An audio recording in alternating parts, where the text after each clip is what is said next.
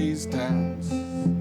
I don't know the answer, but if your worry won't unwind, I'll be right here. I'll be right here for you.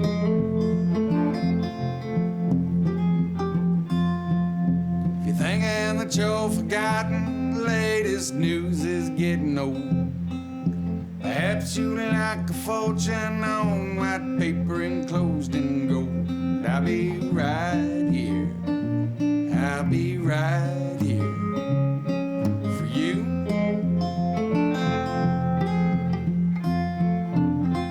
If you're stranded on the bank of a river of doubt, you'll find strength in a connection. Ain't no thing to reach out. I'll be right here.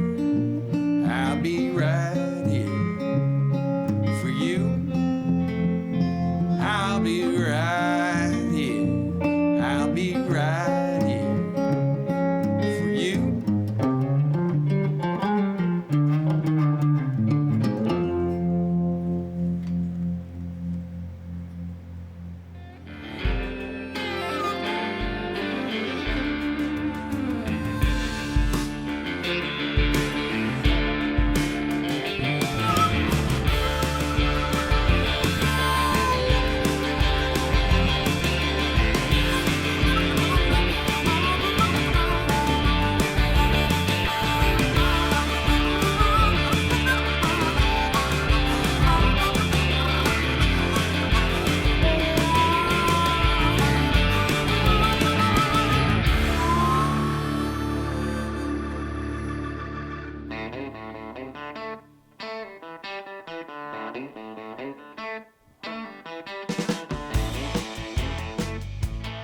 Tulsa born and Nola raised and Tahlequah semi-educated, Paul Benjaman is a Tulsa musical staple and Oklahoma groove rock magician who started guitar lessons at 8 but didn't bother picking up singing until he was 30.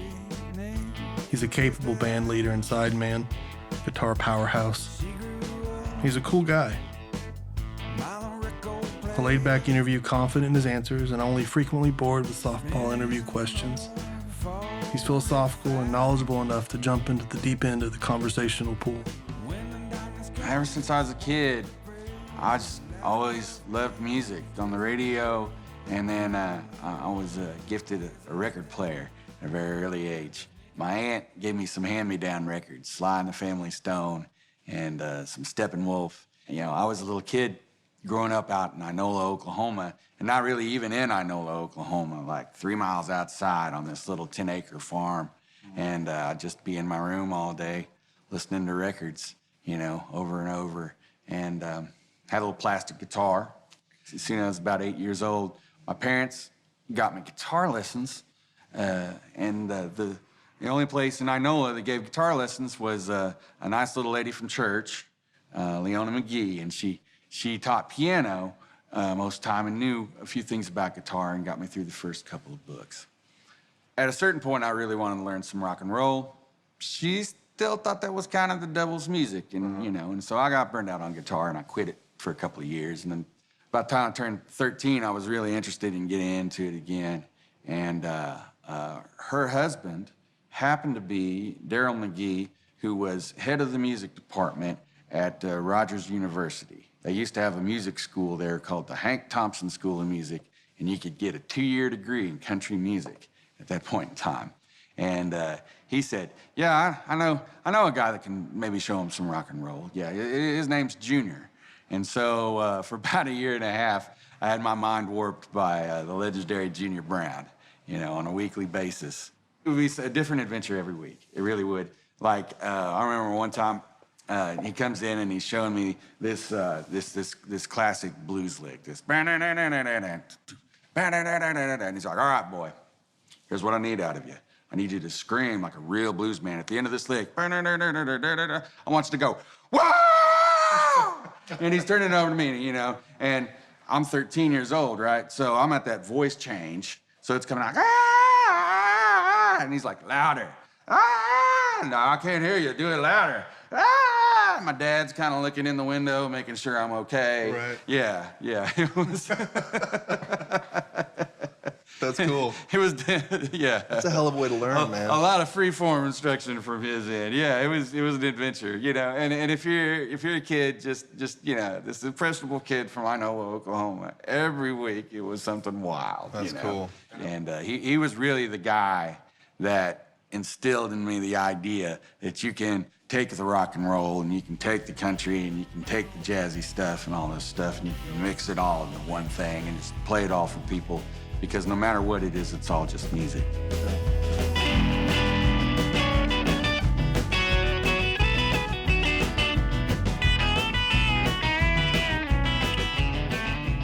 For a short amount of time, I was in a band called Lost Cause with Joe Don Rooney of Rascal Flatts. He would later go on to do Rascal Flatts. We at the time were playing Megadeth and Pearl Jam covers.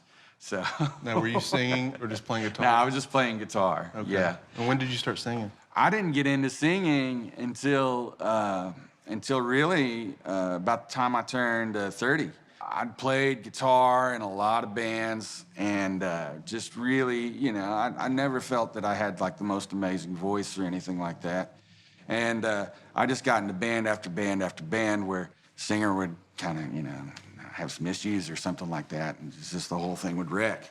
And just gig after gig would just kind of go like that. Right about I turned 30 is about the time I heard my first J.J. Cale record.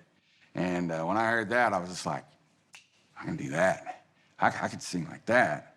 Now, it's just anything to get to the guitar solo, right? You know, I just want to get the guitar solo. So I can get through a verse and a chorus. Yeah, man, JJ, that's it. That's the style. That's what I need to be doing right there. Now, what about songwriting? I mean, when did you start writing your own stuff? You know, I think to get deep on it, I think we're all born songwriters. What's the John Lennon quote? We're all born artists, and we're artists until people tell us that we're not. I'd rewrite lyrics to tunes and things like that when I was in second grade for things. Other than just writing musical arrangements and things like that, I really didn't get into lyric writing until I wanted to start my own thing and started doing some acoustic shows around town before I put a band together. Yeah, I had a friend that set me up with, asked me if I wanted to do a songwriter show in Dallas. And I thought, well, that's perfect. And that, you know, it was 30 days away and allowed me to write like 6 or 7 tunes for it, you know, demo them out and burn some CDs. And then, yeah, I went down and did that. And that was really the start of Paul Benjaman Band. We grabbed a couple of beers at the Mercury Lounge before landing at the Colony, where Paul has his Sunday night thing, a residency that he uses to boost fellow musical travelers. Every place we went to led to more stories and more history. And Tulsa's musical background is rich and eclectic, and Paul relishes it. He recently completed a Horton Records album, Back to Paradise, at Leon Russell's Lake House studio. Paid some tribute to that Tulsa musical history and soul. Starting out with Black Wall Street in the 15s and the 20s, much like Oklahoma City, being a host to a lot of jazz and blues and a lot of great black artists. And then later, here comes Bob Wills up from Texas and makes Tulsa his home and starts Kane's Ballroom, which continues to be a legendary venue to this day. And then Leon Russell, after going out to LA and first making it as a session player himself for Motown and then becoming a star under his own name, he decides to come back to Tulsa and open the church studio and eventually do the Lake House thing. And so there's a lot of things just continually through time. There's this continuity between music of all styles kind of running through Tulsa. We're kind of a small scene, so with my little gig that I've been doing, you know, Colony and things like that, I'm able to get to know a lot of musicians from every style that's being produced out of here. And it's cool because you get to learn things, you all get to hang out, you all get to support each other, help each other, and push each other forward. And we're kind of, you know, we've stretched that out to Oklahoma City, and I've got friends in Norman bands and everything, and I really like having this kind of Oklahoma community. Paul radiates a love for Tulsa, her sons and daughters and stages, hopes and dreams, and for Oklahoma in general. And he doesn't seem geographically angsty about it, some need to find answers hiding down the road. Seems like he's got everything he needs to figure it all out right here. Well, we're here at the Colony, And you have your Sunday night thing. Tell me about that. Tell me how that came to be. I mean, you've been doing it for a minute. So let's talk about it. My friend Bo Roberson, who fronted a band that he called Pilgrim, and he's still doing, he had done Sunday nights here, and it kind of was a hangout for a while, for about 2.5 years, right when Colony started operating again in 2007 or so, something like that. And he quit doing them after a while, and the Sunday was open. And I got offered the Sunday, and I thought about doing something different. I thought, well, instead of just doing a regular band show or something like that, what if I did this setup to where every week I have a different special guest? And it could be like someone from around the state, usually is, or it could be a touring musician, you know, that met or heard about the gig or something like that. And no rehearsal, they just come in, I lean over to them, we play easy tunes. I go, okay, well, this one's in G, and we kick it off, and then I let them stretch out for as long as they want. And that was the beginning of Sunday night thing, and it's going 9.5 years strong. Yeah. And so folks just come in, you guys just kind of jam out. That's it. Yeah. It's kind of it's a sideman musician's dream. It really kind of is. You know, I ask them in and things like that, and I say, okay, yeah, this one's a name. We're going to take off, and I'm going to turn over to you. I'm going to nod to you when it's your turn to solo, and you stay out as long as you want. You get to play as long as you want. And when you're done, you just nod to me, and I'll come back in. We do the rest of the tune. I'll do some solos, and then yeah, it was just a very basic, easy enough idea just to have some fun with musicians, and it really caught a fire around the city, and now people look forward to it, and yeah, 9.5 years later, I can't believe it. But that's the cool thing about it is 9.5 years after a gig, I'm not tired of that gig at all, because I still don't know what's going to happen. You know, every player brings their own flavor, their own style to the thing. And I make sure that we're playing things to their style and tailoring to where it's them and trying to make them their best to where what they're trying to say comes over to the audience. And that's cool. And that's what keeps bringing people back week after week, is this unpredictability of what the guest is going to have to say and what they're going to bring to the musical conversation. And it's been really, really awesome. His talent with music has taken him places, from tours in Europe to an appearance on The Tonight Show with Jimmy Fallon. He's worked with artists like Steve Earle or Christofferson. He's played with John Fulbright and the T-Bone Burnett-produced Secret Sisters. But for all the places that guitar has taken him, it's always seemed to bring him back home. In addition to his usual gigs, he teaches guitar at Guitar House. He's done that for over 20 years. Between educating wet behind-the-ears guitar players and sharing that spotlight with others at the Colony, it's tempting to get the idea that this is a sunglass-wearing cat who likes helping people.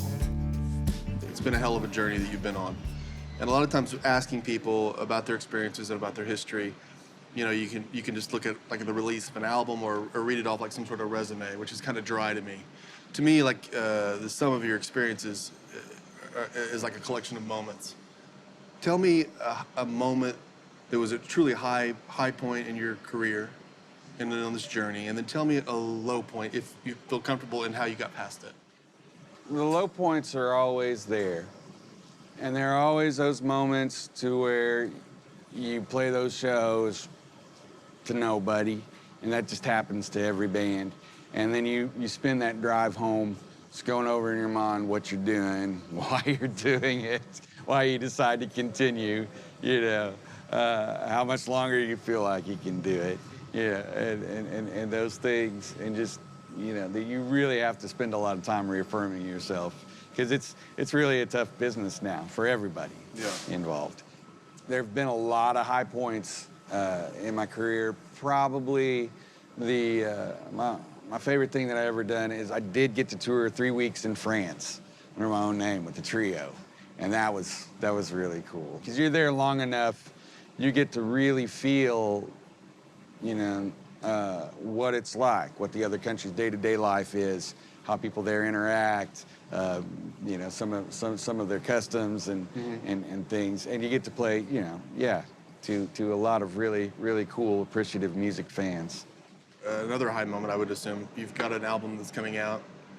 Where are you at in that process, and when do you expect it to drop? I'm expecting it to drop sometime in 2021, like that. I'm kind of wrapping up the songwriting process and collecting them And I spend a lot of time now, you know, in my home studio doing demos just so I can kind of get a feel for how it's going to lay out so I don't waste precious studio time in there. There's a lot of great musicians around Tulsa and Oklahoma, and I usually get a pack of guys together that tend to be really quick work. You know, we kick out quite a number of songs in only like maybe a couple of days or something like that. So it's just that preparedness for that, having that all together as an arranger and a composer, and getting the tunes you want together. And then leaving room for happy accidents after that, you know, spontaneous things that just happen to happen in that studio, so. Paul has a chillness to him, a zen-like vibe you'd actually expect from somebody who looks like the Big Lebowski's cousin or Mitch Hedberg's twin. What you might not expect from someone with such a chilled-out vibe is how serious he is when he approaches his craft. He loves the magic of the music and the improvisation, but he's clearly put in the work to learn all the spells. And he gets philosophical talking shop. Junior Brown once said, "You learn other players' licks at first, then you take off your training wheels and start using the licks as building blocks to make your own thing. That's how influences work." Paul's a summation of those who have inspired him, taught him, channeled through his own voice and distinctive point of view. I was in Tahlequah doing college for a couple of years, playing in some rock bands. I was thinking about making the migration to Tulsa. And one of my instructors, Randy Weimer, who was also a mentor to me, he's taught around Tulsa and he's a great jazz guitar player and classical player. He said, "Well, I think they're looking in for some openings over at Guitar House." And the store at that time was over on Admiral, and he had me go in there. The store owner there was like, "Well, I don't know. Do you know how to read the black dots? Do you know anything about the black dots?" And I was like, yeah, I can get my way through the black dots. So I got my job. And then 24 years later, and 3 ownerships, and here I am. It's been such an easy flow, you don't really notice the passage of time. Yeah. What do you think that teaching has taught you? It ended up directly affecting the kind of player that I was. When I started teaching at Guitar House, I was okay at being a rock and roll player, played in some grunge bands, and you know, was okay at that and could kind of figure out tunes and things like that. Well, immediately, people would come in and they would want to learn about bluegrass. They'd want to learn about honky-tonk. They'd want to learn about fingerstyle guitar, fingerstyle blues, a lot of blues, you know, and I only knew some blues. That began this process of just staying 1 week ahead of the student. So it was going back to school to me. Right. You know, I felt like, you know, if I was teaching you a lesson, then you needed to be coming from somebody that knew what they were doing and knew what they were talking about. That's really, it spread me out into just every area the guitar could possibly cover, which when you think about that is every style of music. Getting deep into jazz, definitely had some players that were in a high school jazz band and they were wanting to really learn how to play in solo and things like that. Not only did that lead to me learning about all these styles and things like that, it led to me going out and getting these kind of gigs all over town and playing either as a side band or incorporating it into my own songs. And so now when you hear my songs, that's really what you hear, is you hear all these influences just kind of ganging up. What's something that you're teaching students now that maybe you wish you had known when you were starting out or whenever you were ready to start playing? Yeah, not that I'm where I'm at, that I wish I would have known all along, that really the best sounding music and the best sounding way to communicate to somebody, there's a whole guitar pedagogy to where it's like, okay, well, you have to learn this scale, and then you have to learn this mode, and after that, it gets more complicated, and the chords get more complicated, and the scales and the modes and things like that. And man, none of the masters do that. So many guys playing online, and they know all the scales, and they know all the chords. But when they're playing like a blues lick, it doesn't sound like B.B. King. And that's really what gets to the heart, right? What it is it's not knowing every scale and every chord. It's not that. It's picking out your lick, your scale. It's the most simple thing, and then playing it, and then playing it again, and then playing it again. What you're doing is just really honing away at this idea, and you're really getting it to communicate, and that's how you believe it yourself, is doing it again and doing it again. It's not the out there concepts that are going to be difficult to you. It's getting those very, very, very simple things right that's going to communicate. You know, some of my favorite people have said, you know, the greatest concert they ever saw was a Freddie King concert when he lived around here, and he would come out on Kane's Ballroom stage. He'd come out, first thing he'd do would just hit one note. But it would be the note, and everybody would be paying attention the rest of the show. Well, stranger gets stranger with no wind inside. Many things once alien have now been normalized. If your confidence needs just a few mystic remarks, you know where to find me. Grab your phone and speak your heart. One of the most magical and powerful things about music is the ability to connect folks, right? Empathy. And at a time where there's so much divisiveness and so much isolation between COVID and political and social issues, you just played a song that was really pure empathy, pure connectivity. Tell me about that song, where it comes from.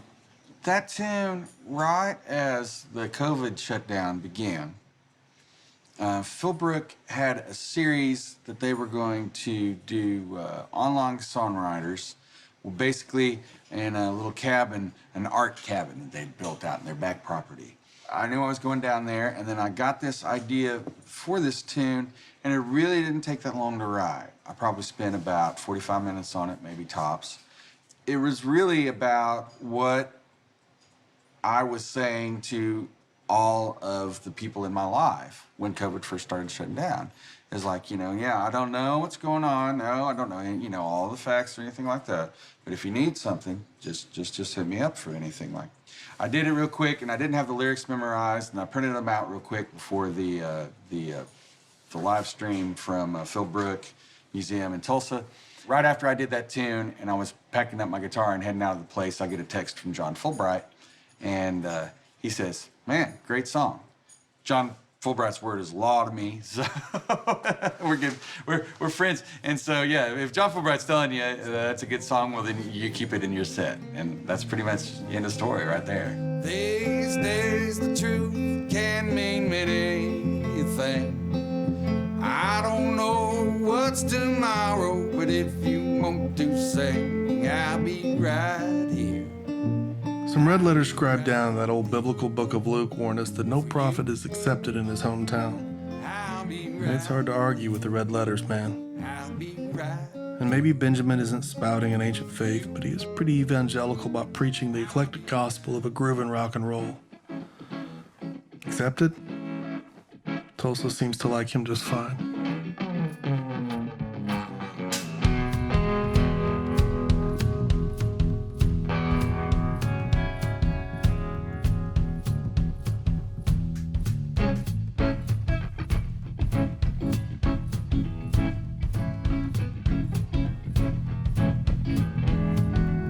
Every now and then, you best get ready. I'm a-comin' round to shake that tree.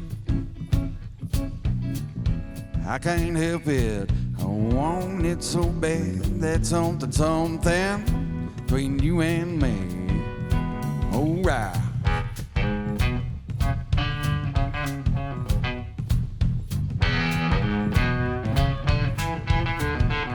Should I give it up? You say I'll never get it. Well, if I quit asking, I know I'll never get it. I can't help it, I want it so bad. That's something between you and me. Hold it all, darling. Oh, honey, babe. I'm coming round, say, to shake that tree.